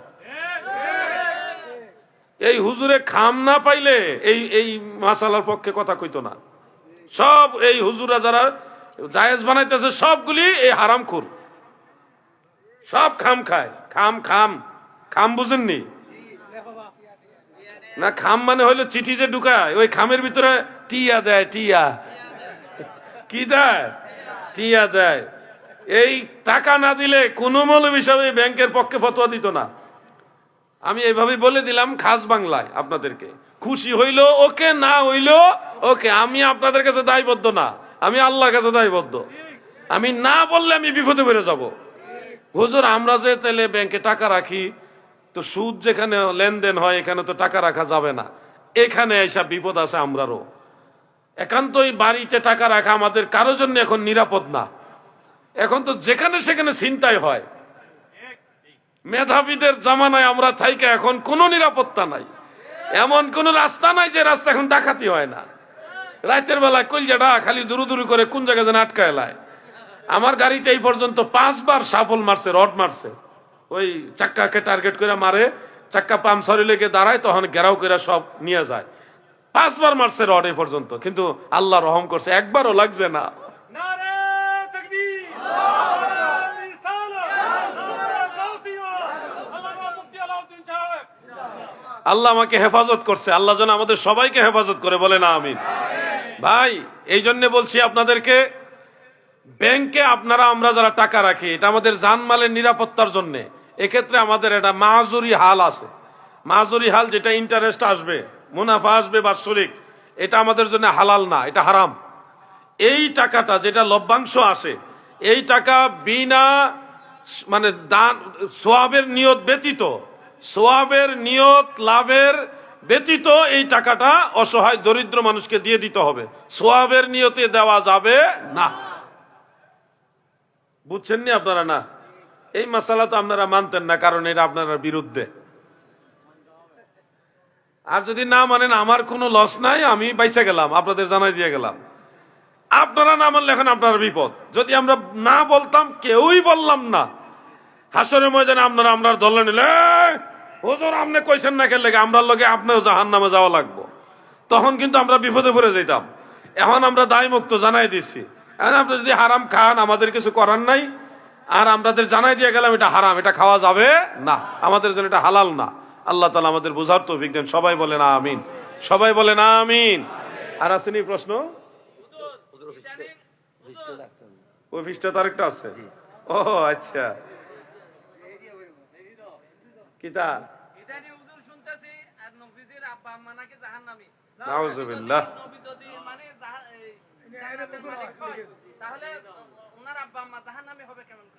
আচ্ছা আচ্ছা, ঠিক আছে, ওনাকে ধন্যবাদ প্রশ্নটা অবতারণা করার জন্য। উত্তর দিয়ে দিব ভাইজান, দিয়ে দিব নাকি? আচ্ছা শুনুন, আজকের আখিরি মোনাজাত মনে হুজুরের ছিল নাকি? হুজুর আলোচনা করছিলেন নি আপনি? বুঝছি, আল্লাহর ওলির আওলাদ, আমি চিনছি হুজুরকে। আচ্ছা, তো ঠিক আছে, ওনার যে প্রশ্নটা আমি 2-3 মিনিটে উত্তর দিয়ে দিই নাকি কোনো কষ্ট হইব আপনারা? এটা উত্তর না দিলে আল্লাহর হাবিবের শানের ব্যাপার, নবীজির আব্বা আম্মার ইজ্জতের ব্যাপার, এখানে উত্তর না দিলে আমার বিপদ হইব। আহলুস সুন্নাহ ওয়াল জামাতের আইম্মাই কেরাম স্পষ্ট ফয়সালা দিয়ে গেছেন, দয়াল নবীজির আব্বাজান আম্মাজান দুইজনই জান্নাতি। মারহাবা বলেন। এখন যারা জাহান্নামী বলে, এরা হলো খারেজি। এরা কি? খারেজি। ইসলামের মূল ধারার সাথে, আহলুস সুন্নাহ ওয়াল জামাতের সাথে তাদের কোনো সম্পর্ক। মনে রাখবেন, নবীজির পিতামাতা জান্নাতি, এটা অনেকভাবে প্রমাণিত, অনেকভাবে প্রমাণিত। এর মধ্যে একটা সহজ বিষয় আমি আপনাদেরকে বলি, যারা দয়াল নবীজির নবুয়ত প্রচারের জমানা পাননি, ফিতরাতের কালে ইন্তেকাল হয়ে গেছেন, তাদের বিচার আর আমাদের বিচার কিন্তু একরকম হবে না। আমাদের বিচার হবে একরকম, আর যারা নবীজির নবুয়ত প্রচারের জমানা পায়নি, তাদের বিচার হবে আরেক রকম। আল মুস্তাদরাক আলা সাহিহাইনের মধ্যে উল্লেখ, ফিতরাতের কালে যারা ইন্তেকাল করেছে তাদেরকে আল্লাহ তাআলা হাসরের ময়দানে আলাদা করবে। যেমন নবীজির আব্বা জানতো নবীজির দুনিয়াতে শুভাগমনের আগে ইন্তেকাল হয়ে গেছে, নবীজির নবুয়ত প্রচারের জমানা পায়নি। নবীজির আম্মা জান, তিনিও নবীজির বাল্যকালে ইন্তেকাল হয়ে গেছে, নবীজির নবুয়ত প্রচারের জমানা পায়নি, তাহলে ওনারা ফিতরাতের উপর ইন্তেকাল হয়ে গেছে। এই ধরনের মানুষগুলির পরকালের বিচার কিরকম হবে সেই সম্পর্কে আমাদের প্রিয় নবীজি রাসূল আকরাম সাল্লাল্লাহু আলাইহি ওয়াসাল্লাম বলেন, তাদেরকে আল্লাহ তাআলা আলাদা করবেন, আলাদা করে তাদের সম্মুখ পানে বিশাল অগ্নিকুণ্ডলী সাজাবেন, সাজিয়ে আল্লাহ সবাইকে আদেশ দিবেন তোমরা আগুনে ঝাঁপ দাও।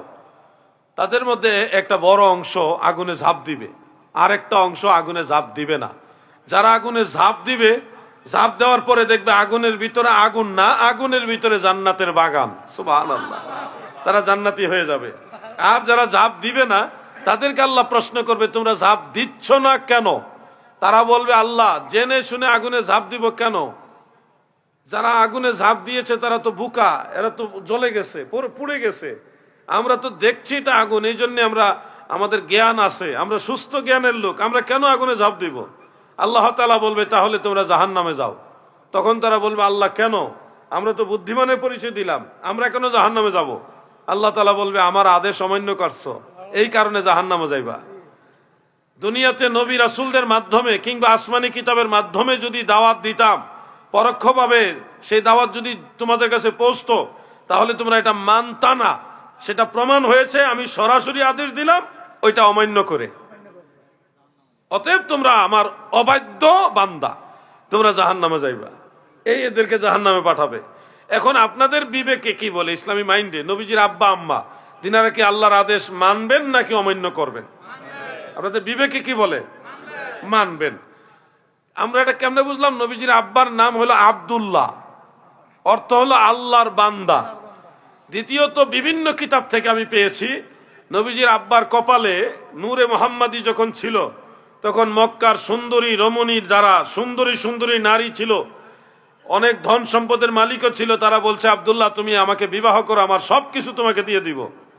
একান্ত নির্জনে সময় কাটাইবার জন্য অনেকে প্রস্তাব দিয়েছিল, কারো প্রস্তাব তিনি গ্রহণ করেননি, বরং তৎকালীন যে শরীয়তের বিধান প্রচলিত ছিল সেই নিয়ম অনুযায়ী মা আমেনার সাথে বিবাহ বন্ধন আবদ্ধ হয়েছে, কোন হারাম কাজে উনি শরীক হয়নি। তার মানে বোঝা গেল নবীজির আব্বাজান একজন আদর্শবান ব্যক্তি ছিলেন। তিনি আল্লাহকে সৃষ্টিকর্তাকে ভয় পাইতেন, অন্যথায় যে কোনো একজন নারীর সাথে তিনি একান্তে মিলিত হতে পারতেন, কিন্তু হয়নি, কারো ডাকে সাড়া দেয়নি। এ থেকে আমরা বুঝে নিলাম যে তিনি সৃষ্টিকর্তা আল্লাহ তাআলাকে ভয় পাইতেন। যিনি আল্লাহকে ভয় পায় তিনি অবশ্যই আখেরাতে আল্লাহর আদেশ মানবে।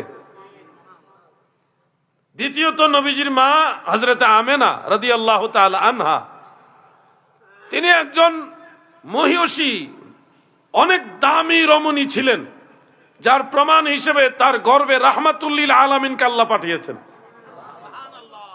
আল্লাহ তাআলার হাবিব আমার নবীজি বলছে, আমার মায়ের গর্ভ সহ হযরত আদম থেকে আমি রসুল পর্যন্ত আসার যত মায়ের গর্ভ ব্যবহৃত হয়েছে প্রত্যেকটা গর্ভ পবিত্র। সুবহানাল্লাহ বলেন।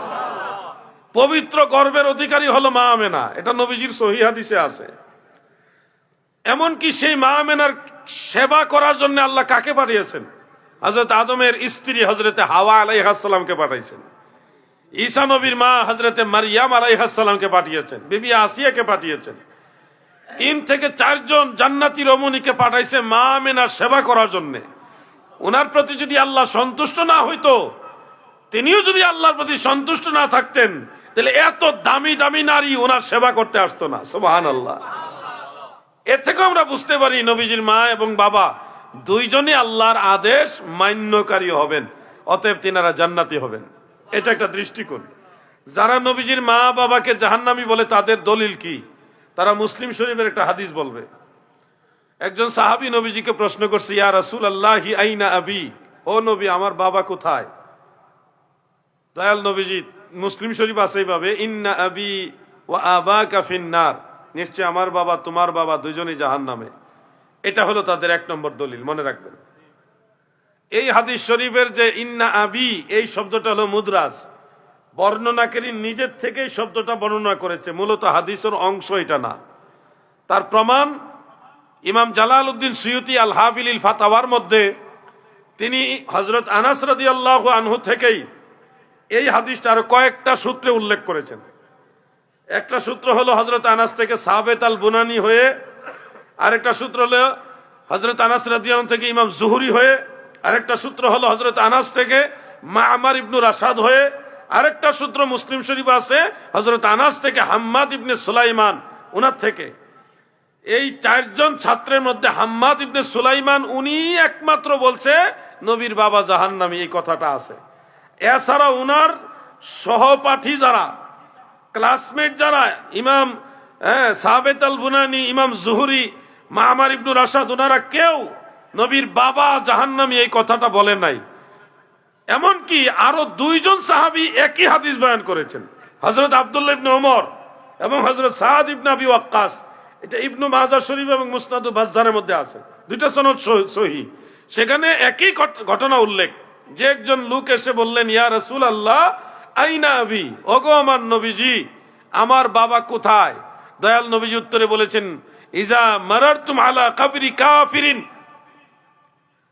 ইজা মারারতুম আলা কবরে কাফিরিন ফাবাশশিরহু বিন-নার, তোমরা কেউ যখন কোন কাফেরের কবরের পাশ দিয়ে যাবে তাকে জাহান্নামের সুসংবাদ দিবে।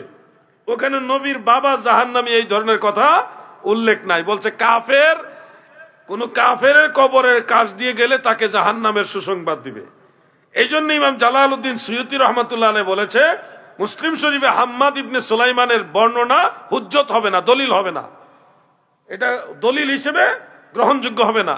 আরেকটা কারণ হলো ইমাম যাহাবী মিজানুল ইতিদাল দেওয়ানুদ দুআফা এবং আল মুগনি ফিদ দুআফা, ওই কিতাবগুলির মধ্যে হাম্মাদ ইবনে সুলাইমান সম্পর্কে লিখেছেন, সে রাবি হিসেবে সেকা, কিন্তু লাহু কাসীরুল আওহাম, তার অনেক ভুল আছে। হাদিস বর্ণনা করার সময় সে ভুল করত। ভুল যে করছে তার প্রমাণ হলো 2 জন সাহাবীর বর্ণনার সাথে মিল নাই, এমনকি ওনার নিজের সহপাঠী যারা তাদের বর্ণনার সাথে ওনার বর্ণনা মিল নাই। এখানে বোঝা যাচ্ছে এখানে মূল সমস্যাটা হয়েছে হাম্মাদের রেওয়ায়াত, ওনার বর্ণনার কারণে। অতএব নবীর বাবা জাহান্নামী যে বলবে সেজন্য নিজে আগে জান্নাতি কিনা আগে শিওর হয়। নবীর বাবা মা জান্নাতি না জাহান্নামী এই চিন্তা আমাদের করা লাগবে না। তোমার আমার ফতোয়ায় নবীর মা বাবা জাহান্নামে যাবে না, নবীর মা বাবাকে আল্লাহ তাআলা অবশ্যই জান্নাতে দিবে, এটা আমাদের বিশ্বাস। এটুকুই আলোচনা রাখলাম। আল্লাহ যদি হায়াতে বাঁচায় আবার হয়তো কোনোদিন দেখা হবে ইনশাআল্লাহ। আর মারা গেলে হাসরের ময়দানে দয়াল নবীজির কদম মুবারকের কিনারে দেখা হবে ইনশাআল্লাহ। আসেন আমরা দাঁড়ায় নবীজিকে সালাম জানাই, ইয়া নবী